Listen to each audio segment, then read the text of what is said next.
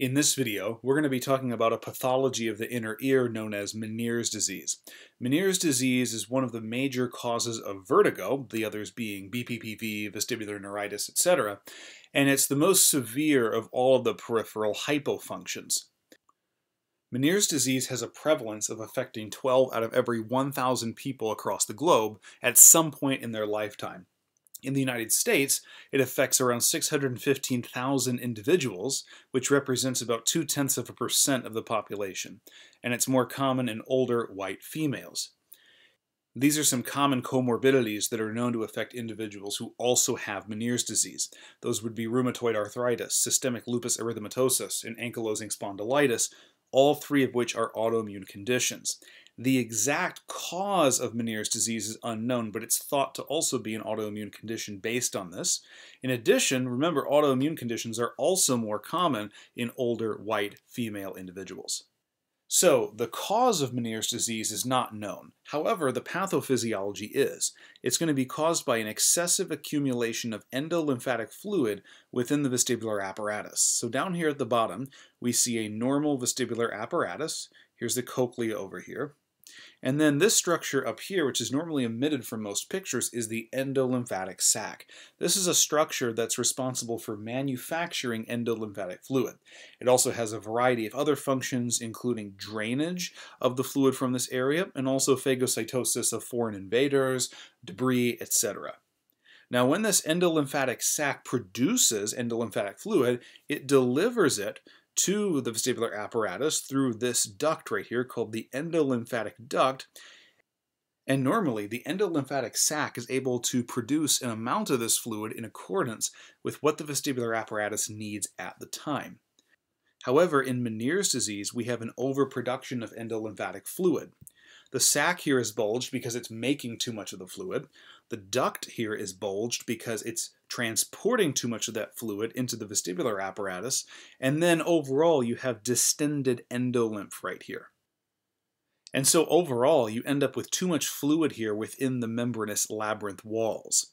So too much endolymph, and eventually there becomes so much endolymph within this area that it causes micro ruptures of the walls of the membranous labyrinth and causes that fluid to leak into the bony labyrinth area right here in blue. And so you have the fluids of the endolymph mixing with the fluids of the perilymph. And overall, you just have way too much fluid within the labyrinth of the inner ear. And because you have that excessive fluid there, the first sign of an acute attack of Meniere's disease is a feeling of fullness in the affected ear. And then at some point after the person begins experiencing that feeling of fullness in the affected ear, they're also going to get a mixture of other signs and symptoms, including vertigo, which is dizziness and a perception of the room spinning, nausea, vomiting, tinnitus, which is ringing in the ear, and also some hearing loss. And normally, Meniere's disease is only going to affect one ear, not both. So recall the function of the semicircular canals. They are responsible for detection of rotational acceleration, which is of course translated to balance information for the brain. But the way that they detect that acceleration is by monitoring the movement of endolymph through their ducts. So in Meniere's disease, when there's excessive endolymph within those ducts, there's going to be excessive movement of that endolymph. And therefore, there's going to be way too much excitation through that vestibular nerve. And so because of that excessive excitation of that vestibular nerve, early Meniere's disease is going to present as a hyperfunction. Remember that a hypofunction is when you have diminished activity of the vestibular nerve for whatever reason. So a hyperfunction would be too much activity of it, and that's because you have excessive fluid within these canals. And so in early Meniere's disease, the vertigo is going to be sudden, unpredictable, and often severe. It's going to be debilitating. The person's not going to be able to go to work or social functions or school, etc. The hearing loss and tinnitus are going to be minor. And recall that they're only going to be in one ear.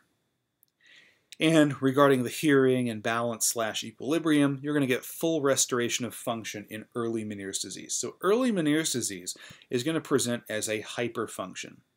However, As a person endures more and more of these flare-ups and more fluid accumulation within the inner ear, that fluid accumulation is going to cause damage to the inner ear. So as Meniere's disease progresses, that damage that's conferred by the fluid accumulation is going to change the presentation of Meniere's disease from a hyperfunction into a hypofunction. So in early Meniere's disease, it's a hyperfunction, but as you go to middle stage and late stage Meniere's disease, it's going to become more and more like a hypofunction because the inner ear is sustaining damage, progressive damage from that fluid accumulation. And so by the time you get to middle and late stage Meniere's disease, you might see things like a positive head thrust test, a positive gaze-evoked nystagmus test, positive head-shaking nystagmus, and even an abnormal dynamic visual acuity, things we would associate with a peripheral hypofunction.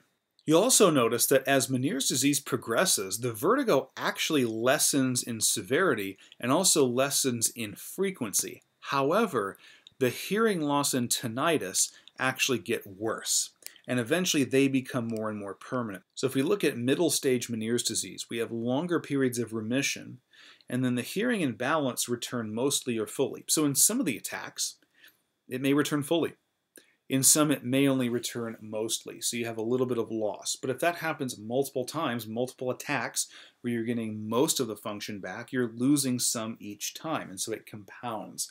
And so the middle stage, we start to see only partial return of function. And by the time we get to late stage Meniere's disease, we have more permanent hearing and balance loss. But remember, the hearing is only lost in one ear.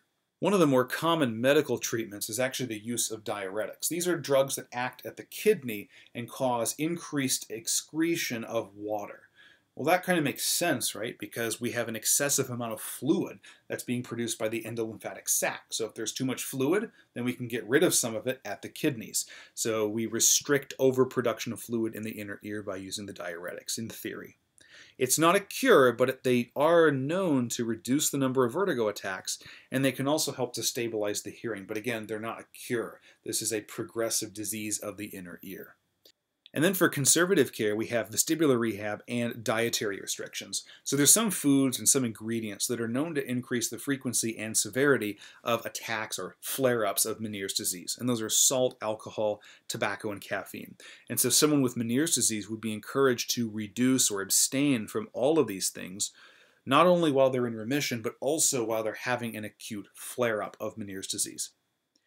And then finally, we have vestibular rehab. This is something that would only be done while the person is in a period of remission, never while they're having an acute flare-up of Meniere's disease. So we can certainly do balance training, we can do sensory reorganization training, but the main thing I'm thinking about here is adaptation exercises, more specifically gaze stabilization exercises like this one shown right here. This is the VOR times 1 right there. You can't really see it too well, but I'm actually holding that X paper right there, and I'm performing the VOR times 1. Remember that in middle to late Meniere's disease, it presents as a hypofunction. And in individuals with a hypofunction, they often have poor gaze stabilization, which contributes to their dizziness, balance problems, etc. So to promote gaze stabilization, we train it by using the VOR times 1, or really any of the adaptation exercises, which would be this one, VOR times 2, and then the regression, which is gaze shifting. So hopefully this video gave you a good overview of Meniere's disease. In the next video, we're going to be looking at vestibular neuritis, not as complicated as Meniere's disease, so join us there. Thanks for tuning in. Please like, subscribe, and check out my Instagram for cool science and not science stuff.